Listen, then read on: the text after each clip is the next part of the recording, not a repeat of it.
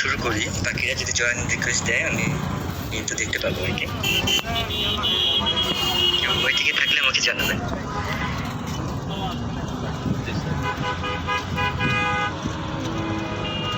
সবাই স্ক্রিন দেখতে পাচ্ছেন আপনারা?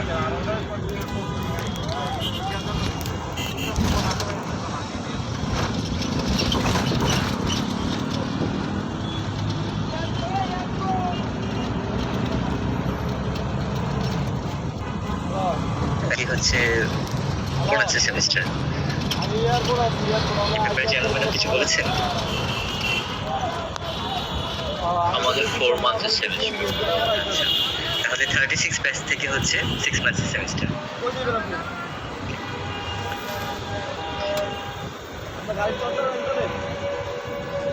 প্রথমে আমরা জানবো ডেফিনেশন, এনভায়রনমেন্টের ডেফিনেশনটা কি। The living and non-living factors affecting an organism and ultimately determining its form and survival is known as environment. The definition: the external factors influencing the life and activity of people, plant and animals, all the things surrounding us is known as environment. Precisely, যদি আমরা বলি যে environment is defined as a complex of physical, chemical and biotic factors affecting an organism and ultimately determining its form and survival is known as environment. Environment সম্পর্কে যদি আমরা জানি তাহলে আমাদের ইকোলজি সম্পর্কে জানতে হবে। তো ইকোলজি শব্দটা হচ্ছে গ্রিক ওয়ার্ড ওইকোস এবং লোগোস, এই দুটো শব্দের সমন্বয়ে এসেছে আর কি। ওইকোস মিন্স হচ্ছে dwelling of place আর লোগোস মিন্স হচ্ছে স্টাডি অফ। তার মানে হচ্ছে ইকোলজি মানে study of organism with respect to their house or dwelling place. Ecosystem is defined as natural functional ecological unit comprising of living organism and their non-living environment which interact to form ecosystem. তাহলে কি ইকোসিস্টেমটা natural functional ecological unit comprising of living organism and their non living environment. তার মানে হচ্ছে living organism এবং তাদের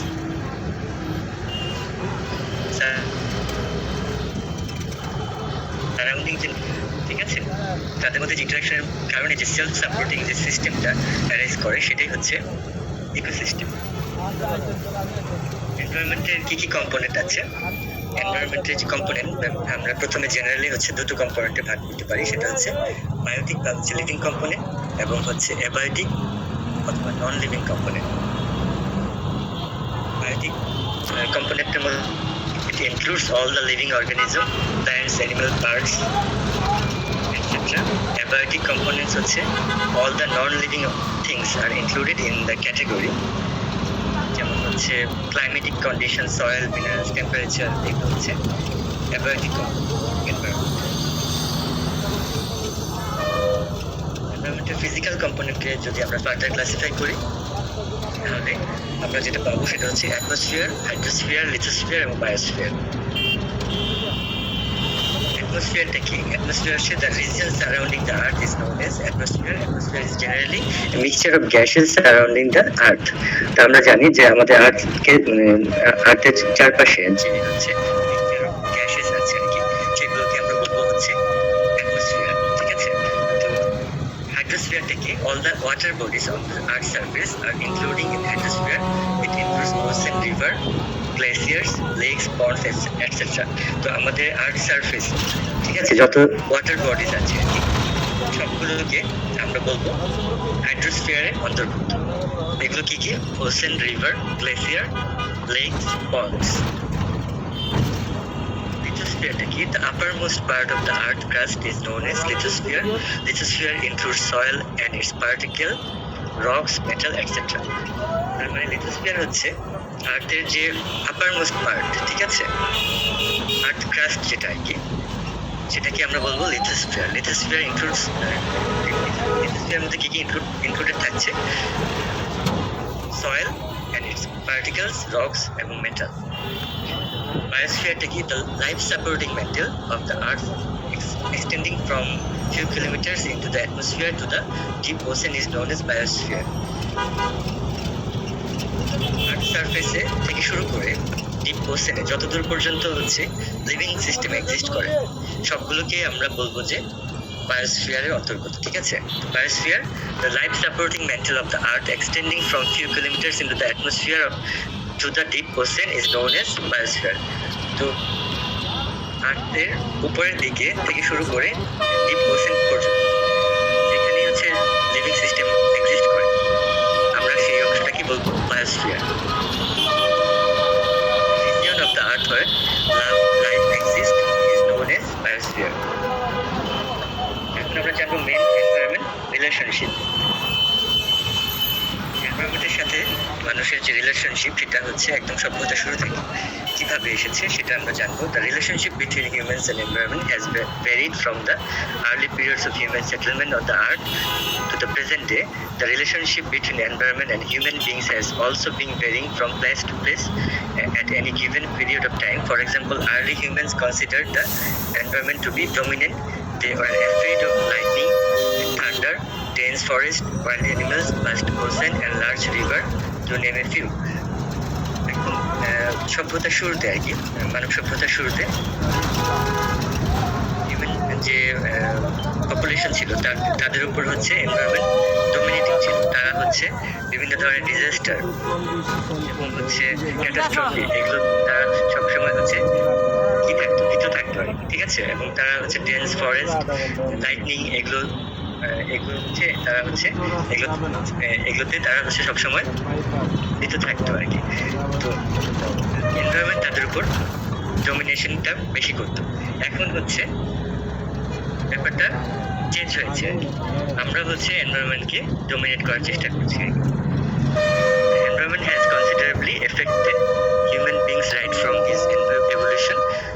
The environment affects human in many ways. Population on the earth varies due to variation in the environment. The main factors which affect the distribution of population and human settlement are এখানে হচ্ছে বিভিন্ন factor সম্পর্কে আমরা জানবো। যে ফ্যাক্টরগুলো হচ্ছে human settlement, পপুলেশনের distribution এবং human settlement একদম সভ্যতার শুরু থেকে মানব সভ্যতার শুরু থেকে আমাদের সম্পূর্ণ পৃথিবীতে বিভিন্ন জায়গায় হিউম্যান সেটেলমেন্ট এবং পপুলেশন ডিস্ট্রিবিউশনের জন্য যে ফ্যাক্টরগুলো রেসপন্সিবল সেগুলো সম্পর্কে আমরা জানবো। প্রথমেই হচ্ছে topography of land. Population in the high mountains areas such as the Himalaya in India, Andes in South America, Rocky in North America, etc. Have very low settlement level. তো এখানে দেখা যাচ্ছে যে পাহাড়ি এলাকাগুলো আছে ওখানে দেখা যাচ্ছে যে হিউম্যান পপুলেশন সেটেলমেন্ট খুবই কম। This is because the relief is large here which represent obstacle in the construction of roads, railway and communication. অন্যতম একটা কারণ বলা যেতে পারে সেটা কি যে পাহাড়ি এলাকা যেখানে হচ্ছে রোড কনস্ট্রাকশনটা ডিফিকাল্ট এবং হচ্ছে কমিউনিকেশনটা ডিফিকাল্ট। এটা একটা ফ্যাক্টর যে কারণে হচ্ছে যে ল্যান্ডগুলো আছে সেখানে হিউম্যান সেটেলমেন্ট কম হয়েছে। ঠিক আছে, due to steep slopes, agriculture is done with great difficulty and industries also could not be established.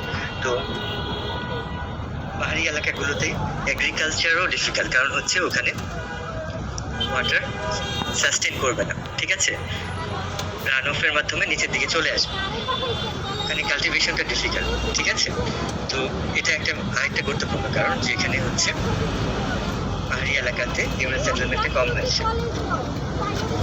Place having very less economic activity, have less population and hence have small isolated settlement, while the plain areas of the world are most suitable for human settlement.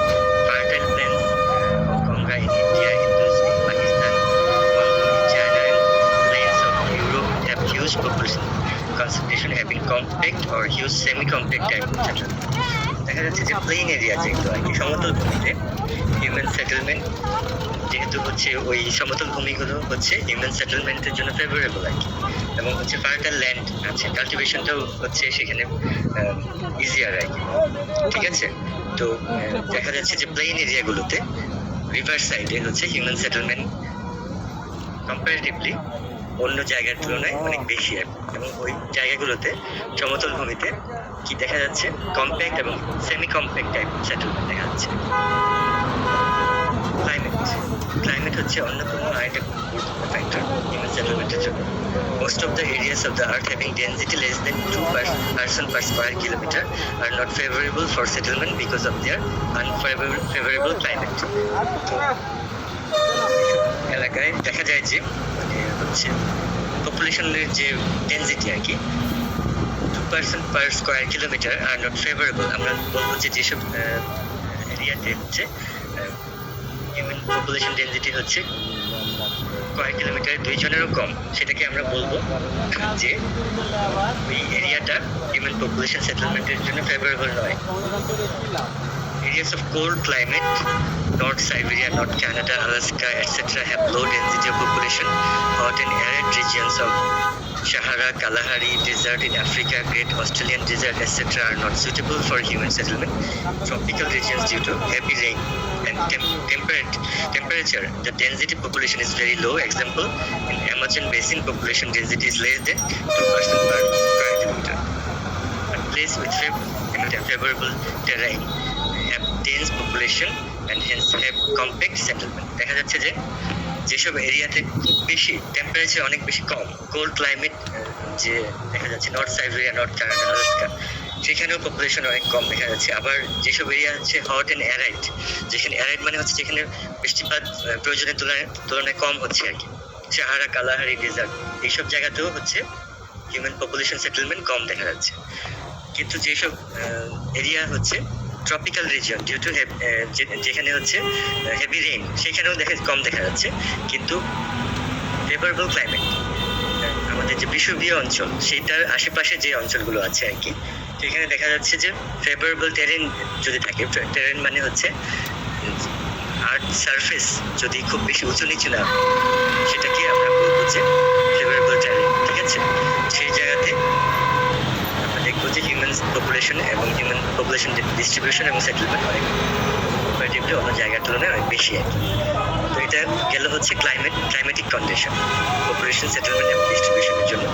Soil's কি fertiliser, fertile alluvial soil encourage dense population, which in turn gives rise to a compact type settlement. This is so because alluvial soil give rise to agricultural activities. alluvial soil মানে বোঝানো হচ্ছে যে নদী স্রোতের সাথে, আমরা জেনে থাকবো যে পলি মাটি যে নদীর স্রোতের সাথে ভেসে আসে আর কি, এগুলো হচ্ছে অনেক বেশি ফার্টাইল হয় আর কি, ঠিক আছে। এবং এগুলো হচ্ছে নদীর তীরবর্তী জায়গায় হচ্ছে জমা হয়। তো দেখা যাচ্ছে যে নদীর আশেপাশে অনেক ফার্টাইল ল্যান্ড থাকে। এখানে বলা হয়েছে fertile alluvial soil encourage dense population which in turn give rise to compact type settlement. দেখা যাচ্ছে যে আমরা জানি যে বিভিন্ন জনপদগুলো শুরু থেকে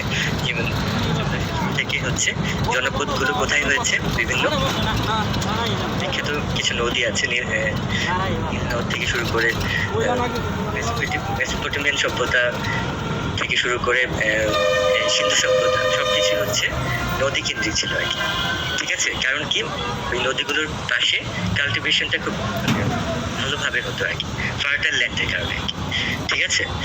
Java Islands of Indonesia has fertile soil of young volcanic material, and agriculture is an important activity as dense and compact settlement are found here. While in Sumatra, due to infertile soil, the population density is very low. তো সুমাত্রার ক্ষেত্রে দেখা যাচ্ছে যে infertile সয়েলের কারণে population density খুব লো, কিন্তু ইন্দোনেশিয়ার Java আইল্যান্ডে দেখা যাচ্ছে যে এগ্রিকালচার, ওখানে হচ্ছে ফার্টাইল ল্যান্ডের কারণে হচ্ছে এগ্রিকালচার খুব পসিবল। এই কারণে দেখা যাচ্ছে যে Indonesia Java island compare to হচ্ছে সুমাত্রা অনেক বেশি, ওখানে দেখা যায় যে পপুলেশন ডেন্সিটি অনেক বেশি আর কি। মিনারেল ডিপোজিশন হচ্ছে আরেকটা ফ্যাক্টর, যেখানে হচ্ছে mineral wealth is yet another factor responsible for population distribution and density. The presence of coal and iron reach different parts of the world. যেখানে দেখা যাচ্ছে কোল এবং আয়রন যে মাইনগুলো যেখানে আছে পাওয়া গিয়েছিল আর কি, সেখানে আশেপাশে হচ্ছে হিউম্যান সেটেলমেন্ট বা পপুলেশন ডিস্ট্রিবিউশনটা বেশি দেখা যাচ্ছে। Coal mining regions have become regions of dense population, for example Jharkhand in India and gold mines in Australian desert. Water water supply হচ্ছে অন্যতম গুরুত্বপূর্ণ একটা ফ্যাক্টর, যেটা হচ্ছে population settlemenটের জন্য responsible. Population distribution is very much affected by water supply. The earliest settlement of civilization developed on the banks of major rivers, যেটা আমি একটু আগে বলেছি, example Nile, Indus, etc. Adequate water supply provides irrigation facilities to farmers, and hence population increase due to increase in primary activities. In dry regions, population is concentrated in those areas where there is water, and nucleated circular settlements are found. তো এখানে যেটা বলা হয়েছে যে water supply, যেখানে হচ্ছে proper water supply আছে, এবং হচ্ছে আগের যে জনপদগুলো গড়ে উঠেছিল আর কি সভ্যতার শুরু থেকে, সবগুলোই দেখা যাচ্ছে যে নদী তীরবর্তী এলাকাতে, এবং যেই এরিয়াগুলো হচ্ছে ড্রাই রিজিয়ন আর কি, মরুভূমিতে দেখা যাবে যে যেখানে ওয়াটার সোর্স আছে সেই ওয়াটার সোর্সের চারপাশে হিউম্যান পপুলেশন সেটেলমেন্ট দেখা যায়, এবং এটাকে বলা হচ্ছে যে nucleated circular settlement.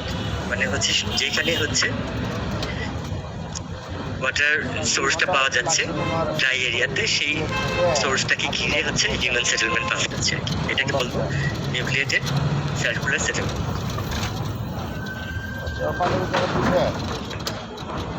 As it can be said that the environment plays an important role in deciding population distribution, density, settlement type and pattern. The industrial revolution, which provides mechanical power, invention of steam engine and other machinery, greater use of metal, etc., gave them opportunities to modify the environment. At the same time, agriculture provided abundant food so that they could settle down permanently. The family grew in size and people migrated in different parts, rail, road, and because of improvement in transport system.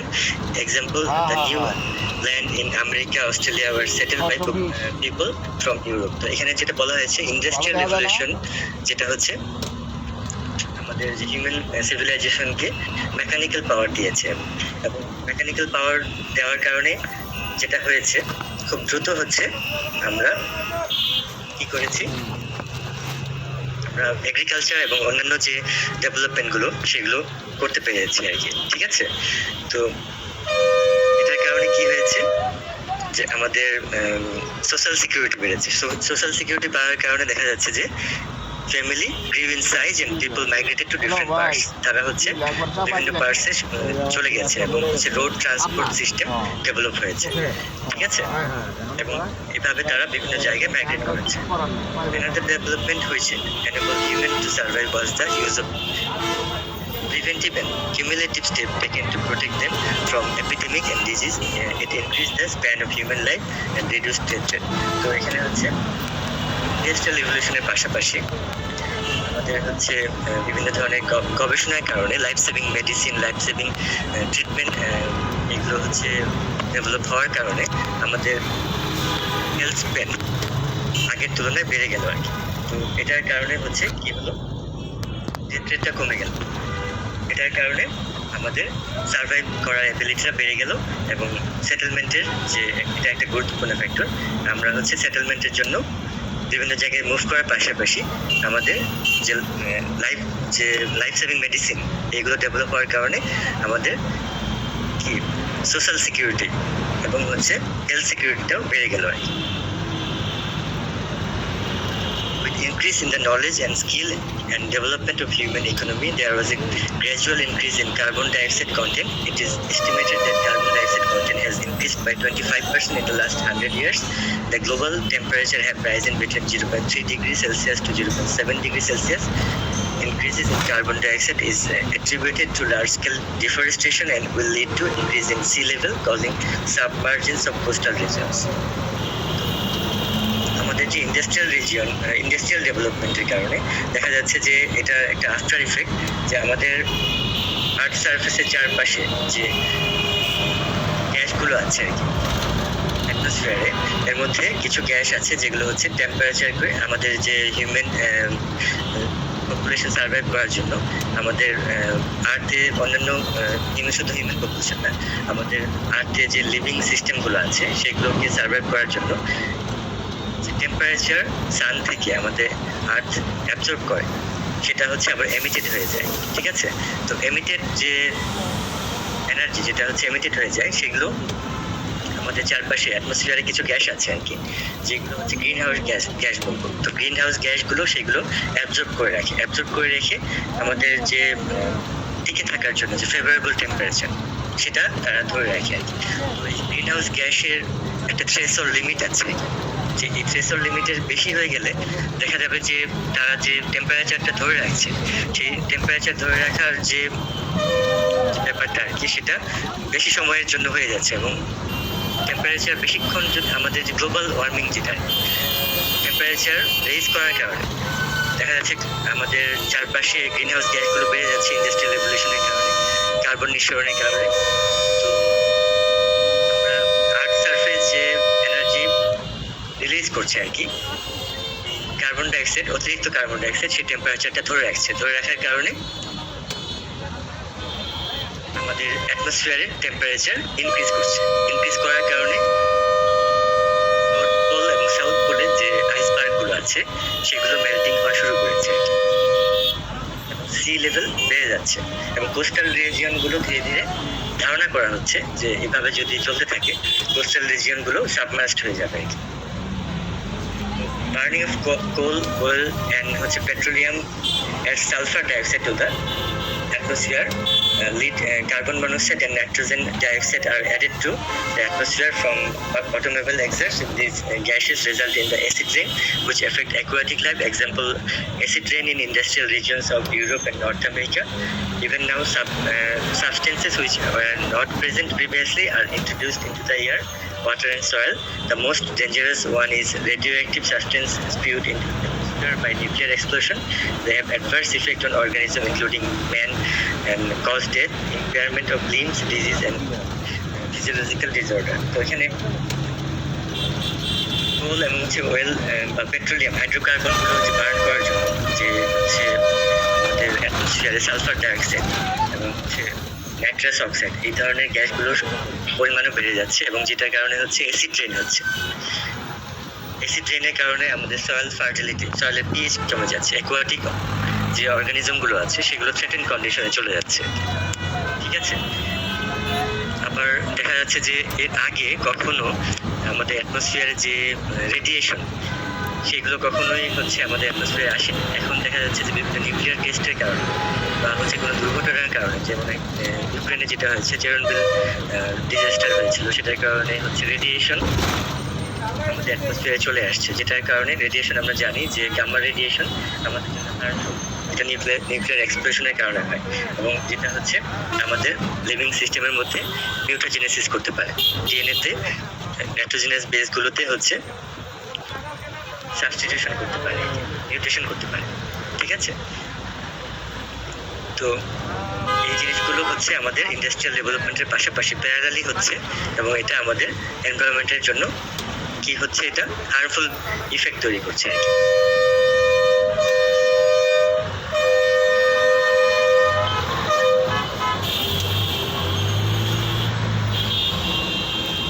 একজন waiting এ আছে।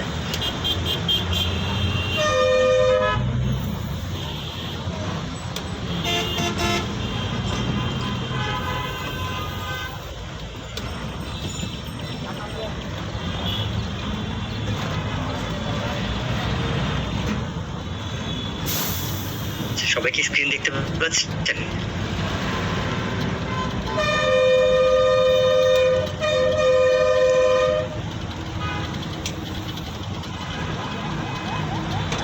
The catastrophe of nuclear disaster at Chernobyl, যেটা আমি একটু বলেছি, is burning example of adverse environmental effects of minerals like uranium, thorium, etc.